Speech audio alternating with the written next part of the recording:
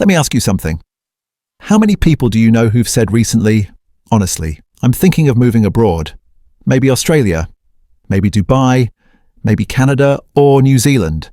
And it's not just gap year travelers anymore. It's doctors, engineers, teachers, finance professionals, young families. And here's the interesting part. It's quiet, there's no dramatic announcement, but it's happening more and more. The UK might be facing something economists call a brain drain, where skilled, working-age people slowly start leaving. Not because they hate the UK, but because they're starting to wonder, can I actually build a life here anymore? For generations, the UK was seen as a place people move to. Now, for many young professionals, it's becoming a place they're considering moving from. Scroll through social media and you'll see it everywhere. Friends posting beach life in Australia, high-rise apartments in Dubai, lifestyle clips from Canada, and the comments always look the same. How did you move? Is it worth it? Thinking of doing the same. This isn't about chasing luxury. Most of the time, it's about chasing stability. Many young people feel like they're doing everything right, studying, working hard, building careers. But the life milestones previous generations reached in their 20s and 30s now feel delayed, or sometimes completely out of reach. Let's talk money, and not just how much you earn. Doing business or trying to grow wealth in the UK is tricky. Taxes are complicated.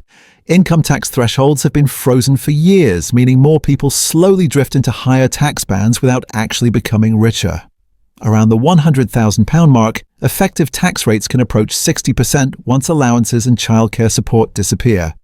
Add national insurance, dividend tax, and capital gains tax. And suddenly the system feels like it's taking more than it's giving. Running your own business feels like a maze. High taxes, complicated rules, red tape everywhere. The harder you work to earn more, the more the system takes. And there's even a perception that trying to get rich is frowned upon, that ambition is somehow socially punished. For many young professionals, it's not just money, it's psychological. Working hard, taking risks, trying to build wealth can feel like it's being subtly discouraged. And it's not just young professionals quietly leaving. Millionaires and wealthy people are doing it too. And when they go, they take huge chunks of potential tax revenue with them. So while the government complains about not enough tax money, half the people capable of paying it are quietly sipping a flat white in Sydney or hitting the beach in Dubai. You can almost hear the inland revenue muttering, "Seriously? Again?" Then there's HMRC. Honestly, sometimes it feels like they're stalking you. One missed form, one small mistake, and suddenly there are letters, fines, and phone calls coming at you from every angle. People joke that HMRC are like animals tracking their prey, relentless, precise, and terrifying. It's not just stressful, it's exhausting. No wonder some professionals start dreaming of countries where the taxman smiles instead of chasing you across spreadsheets. Then there's housing. Recent data suggests the typical first-time buyer deposit in the UK often lands somewhere around £50,000, although it varies massively depending on where you live. That's not something you casually save. That's the kind of number that makes you open a spreadsheet, close it again, and question your life choices. Meanwhile, rent keeps rising, trapping people in a cycle where saving for a deposit feels impossible.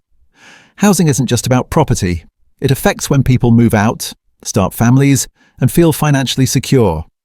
For many, it's the moment they start asking, would life be easier somewhere else? Another factor quietly influencing decisions to leave is rising crime, especially in cities. Stories of phone thefts, car break-ins, and muggings are increasingly common, making daily life feel less secure. For young professionals and families, safety isn't just about fear, it's about peace of mind. Combine that with expensive housing and high taxes, and it's no wonder some people start looking for countries where they can feel financially stable and safer at the same time. This is where places like Australia and Dubai come into the picture. Australia attracts a huge number of young UK professionals every year. Jess, a 29-year-old nurse from Manchester, told me she's moving to Australia next year. She said, "I love the NHS. I love the UK, but I just can't see how I'll ever afford a house here." She's not alone. Every month, dozens of young professionals quietly make similar decisions. Pay is higher relative to living costs. Outdoor living, better weather, and a stronger work-life balance make life feel different. Property isn't cheap, but home ownership feels achievable sooner than in major UK cities. And culturally, it's easy. Same language, familiar humour, huge UK expat communities. Dubai attracts mid-career professionals who want to accelerate wealth. The biggest draw? No income tax. That doesn't mean living costs are low, but take-home pay is much higher, which lets people save faster, pay off debts, and build deposits sooner. Dubai also offers modern infrastructure, career growth, safety. Some young professionals are quietly heading to Thailand or Bali. For the price of a tiny London flat, you can rent a beautiful villa by the beach, enjoy amazing food, and live a slower, more balanced life. On top of that, these places are remote work friendly. Fast internet, co-working spaces, and vibrant expat communities mean you can do your job from a beachside cafe while still hitting deadlines. People love it because they don't have to choose between career growth and lifestyle. They get both. For many, moving abroad isn't forever. It's a financial boost, 5 to 10 years of accelerated growth before deciding what's next.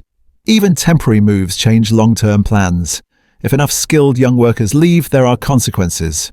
Public services struggle to recruit. Industries lose experienced staff. Economic growth slows, and the UK population is ageing. Fewer working-age people supporting pensions, healthcare, and public services quietly shifts the balance. To be fair, the UK still has huge strengths. World-class universities, global career opportunities, family networks, cultural diversity, public services many countries don't offer. Moving abroad isn't easy. Risk, uncertainty, homesickness, all real. Many people who leave eventually come back. This isn't a story about the UK failing. It's a story about changing expectations. Young people aren't leaving because they don't love the UK. Most of the time, it's the opposite. They grew up here, built careers here, have families here. But more people are quietly asking one question. Where can I realistically build a stable future? And right now, for some, that answer feels easier to find somewhere else. I'm Max. I break down UK money, tax, and financial systems. If this helped you understand what's really going on, subscribe.